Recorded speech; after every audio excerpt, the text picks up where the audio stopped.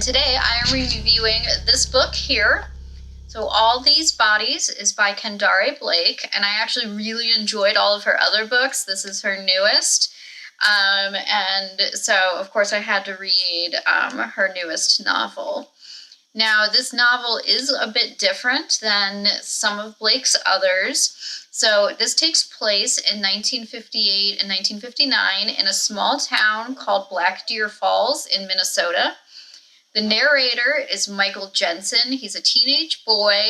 It starts when he's a junior in high school, and he dreams of becoming a journalist and leaving this tiny, in his words, hick town, and going on to do great things. So Michael's narration begins by telling readers about this string of murders that the press is calling the bloodless murders, or even sometimes being sensationalized and called the Dracula murders. So the murders began in Nebraska, and they cut through Iowa and Wisconsin before they come to Black Deer Falls in Minnesota. There's actually even a cool map. I love a good map in a book. So there's this map at the front with each of the murder sites and the victims.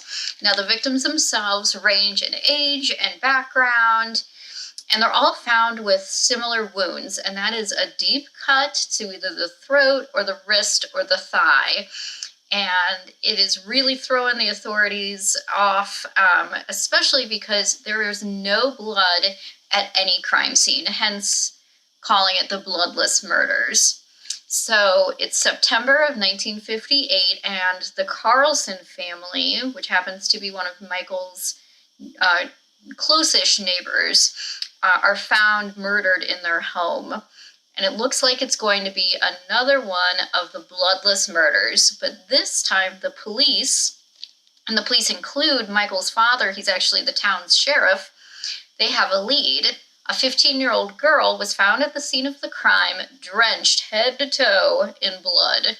So we're kind of off to a grisly start. Now, at first, the police believe she has to be a survivor, but not a drop of all that blood on her was found to be hers. So they do arrest her, and Michael and the readers learn that her name is Marie Catherine Hale. Now, all the authorities, police, attorneys, they assume that, and this is the 1950s, that a girl could not possibly commit such heinous crimes because she's a girl.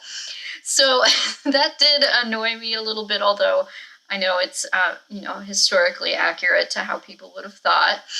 But they are kind of right. There's a lot to Marie's story.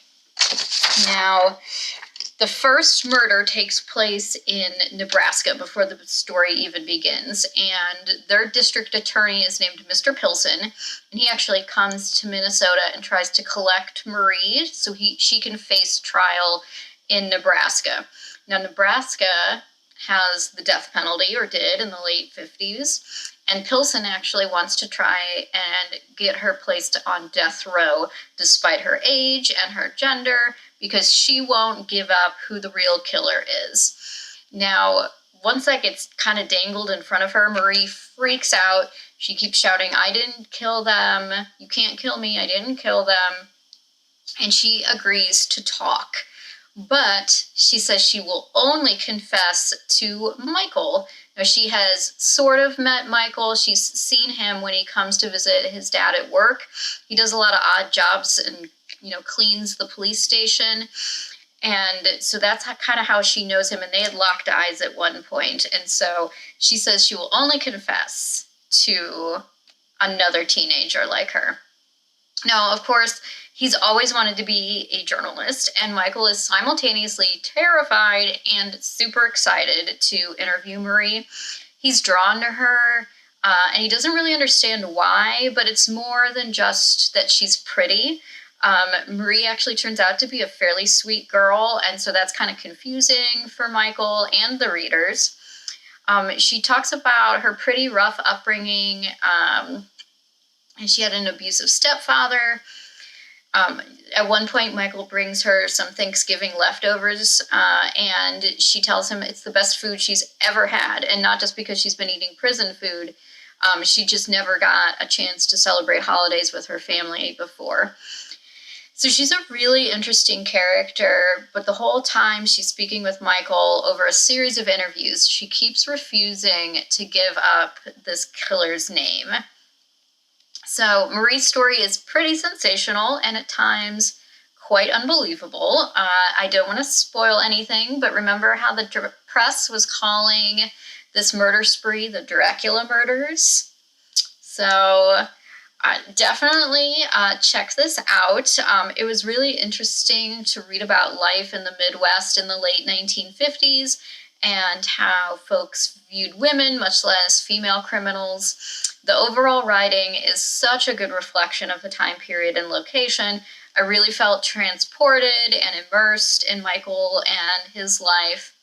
Now, if you've ever read Truman Capote's In Cold Blood, this has a very similar feel. And overall, I found all these bodies to be unique, compelling, and fast-paced.